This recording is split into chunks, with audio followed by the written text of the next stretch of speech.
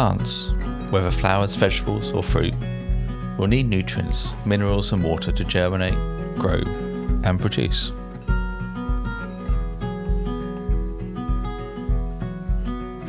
Whether you have a small or large garden, you'll need to feed your plants, and that's where compost comes in.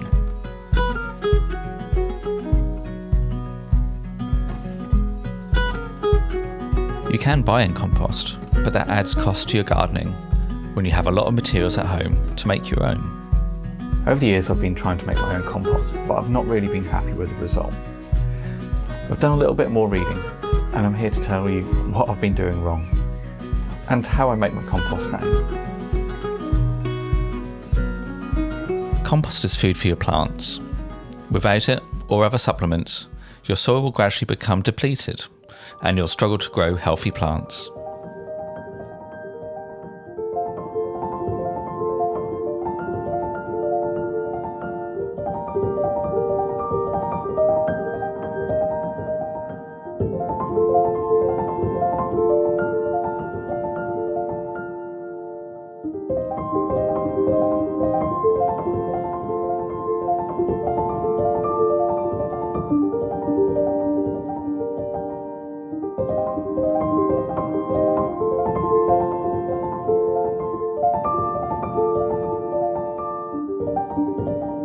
Home compost is generally made in bins, and it's definitely worth thinking about where you want to place them. They're not the most attractive thing in the world, so thinking about where they go so they're out of the way but still accessible is definitely worth it.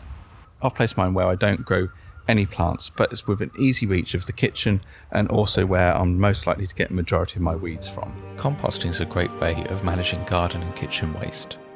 If I didn't compost, I'd be sending valuable waste to my council and buying in compost that I could produce myself. And this is where I've been making my first mistakes. I've not been managing what I compost. Good compost has both brown and green material. Added in the right ratio, you'll end up with a compost with the right balance of nutrients and good structure.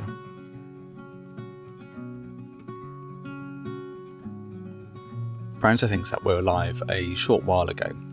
They add carbon to the compost and have an added benefit of preventing it from smelling.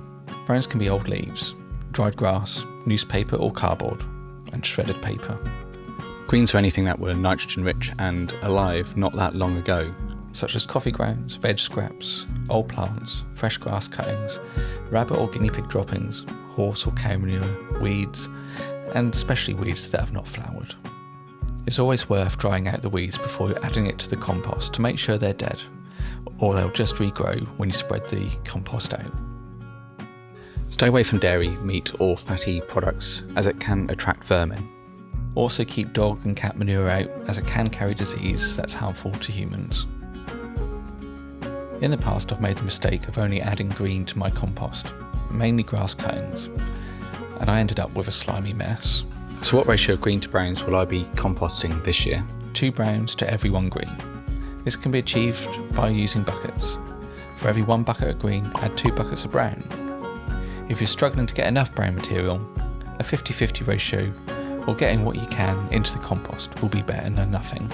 Since getting the chickens and the rabbits, we've not had any shortage of brown material. And with autumn not too far away, there'll be a lot of leaves for the compost.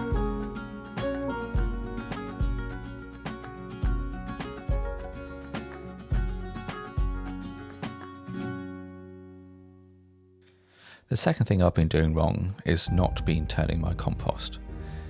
It will turn into compost, but it will take a long time. Leaving a compost bin to do its thing is called slow composting and can take 9 to 12 months to produce anything. This is okay if you don't mind waiting. Hot composting is a process which can produce compost more quickly. You can achieve hot composting in a traditional compost bin, but a hot composter, dedicated one, is far better. Leave hot composting in a traditional bin, turn the compost once to twice a month. This will allow air to get into the material and aid the decomposition process, and it's this process which will produce the heat. I've started using a compost thermometer to know when to turn the pile. If it's too cold, I give it a turn. There are some common problems I wish I'd understood earlier. If your compost is too slow, it may not have enough nitrogen or green, rich material, and it may need to be turned.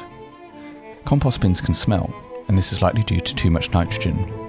This can be solved by adding brown material high in carbon. If the compost gets too wet or too dry, it can take longer to turn into usable compost. It needs to be moist, but not soaked. Composting is an amazing process that takes your waste and turns it into something that will enrich your soil. It will add structure, nutrients and water retaining qualities, and it will just make your garden so much better. So why not give it a go? Produce your own compost and grow your food at home. And I'll see you next time.